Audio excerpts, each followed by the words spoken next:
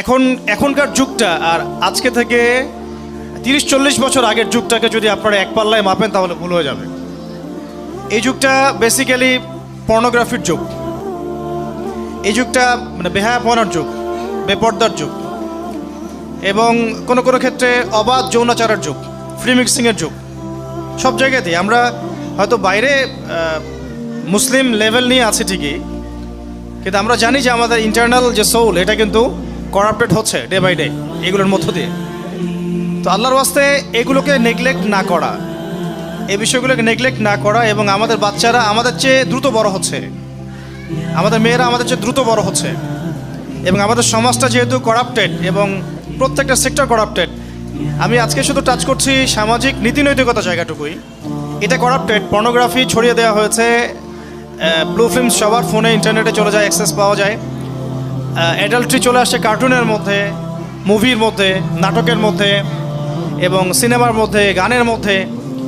এই বিষয়গুলো লাগাম টেনে ধরতে হবে আপনাদেরকে বাসার থেকেই, এটা বাসা থেকে লাগাম টানতে হবে, এবং আমাদের মেয়েদের ব্যাপারে খুব খেয়াল রাখতে হবে। বাসায় কাজিন ফ্রি মিক্সিংটা বন্ধ করে দেওয়া উচিত। আমাদের মেয়েরা 10 বছর বয়স হোক, 12 বছর বয়স হোক, তাদের দিকে আমরা যে দৃষ্টিতে তাকাই আর 10 জন মানুষ হয়তো সেই দৃষ্টিতে নাও তাকাতে পারে। এই জন্য বাসার সিকিউরিটিটাকে একটু স্ট্রং করা, বাসার পরিবেশটাকে, নীতি নৈতিকতাকে স্ট্রং করা, ফ্রি মিক্সিংটা বন্ধ করে দেওয়া, কাজিন এই বিষয়গুলো বন্ধ রাখা, অ্যাডাল্ট্রি তো মোটেই না করা, এবং বাচ্চাদের সামনে একটু খোলামেলা বিষয়গুলো ডিসকাস করা আর কি।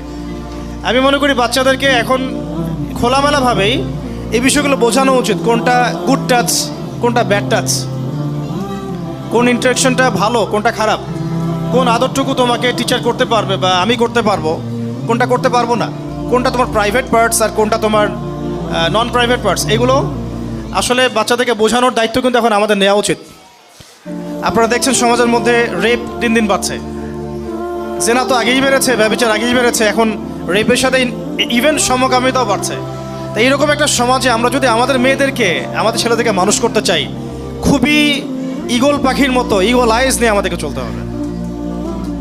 আমরা নিজেও খুব কনসিয়াস এগুলো নিয়ে।